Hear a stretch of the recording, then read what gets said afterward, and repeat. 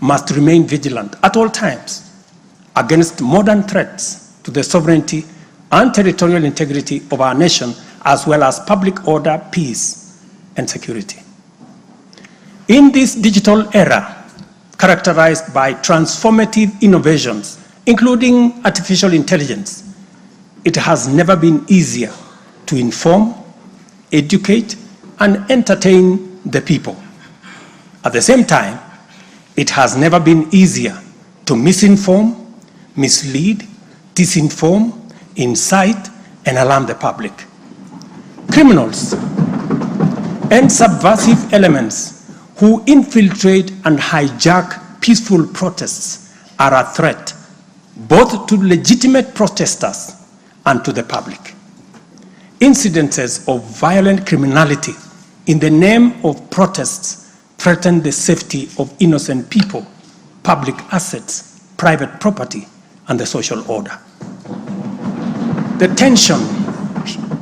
tension here is stark. We have a democracy which we are proud of, must defend, and should deepen by all means. And at the same time, we have citizens whose lives, rights we must protect, and a nation whose security, stability, and prosperity we must safeguard. The task at hand is complicated if citizens and state agencies dilute the distinction between the lawful and the criminal, the just and the unjust, thereby making it difficult to tell protesters and security officers from bandits, gangsters, and criminals. It is only by following the law that we are able to achieve our aims and apportion accountability properly. It should not be possible for robbers and looters to escape accountability by claiming that they were taking part in a protest. Likewise, it should not be possible for security officers to wound, maim, or even kill citizens and claim that they were engaging violent criminals. We all have a duty to make the necessary distinction and to do so clearly to protect democratic expression and guarantee public safety and security. I must now confront an issue of widespread concern regarding the relationship between citizens and the security services in the context of immense threat and intense political dynamism. Numerous allegations have been made concerning disappearance of people during protests.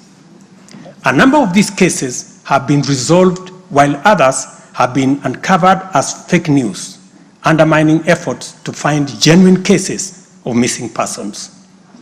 A good number of alleged disappearances have also turned out to be arrests made by police officers. In such cases, the suspects have been duly arraigned in court. I must, however, make it very clear that there is no attempt to justify or excuse illegal arrests. Such would be a serious threat to the life and liberty of citizens.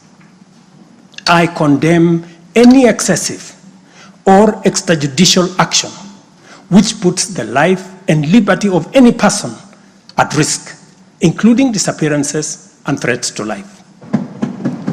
I urge all Kenyans with information about such cases to forward the information to the Directorate of Criminal Investigation and to IPOA, where they suspect members of the police service to be implicated. I am aware, for example, that many of the cases that have been raised are being handled by the Independent Police Oversight Authority, an important step in accountability and justice.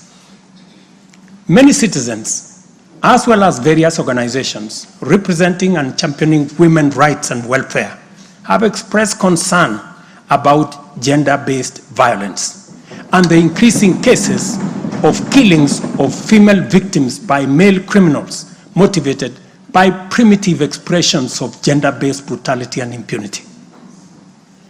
Left unaddressed, These incidents will cause the women of our nation to feel increasingly unsafe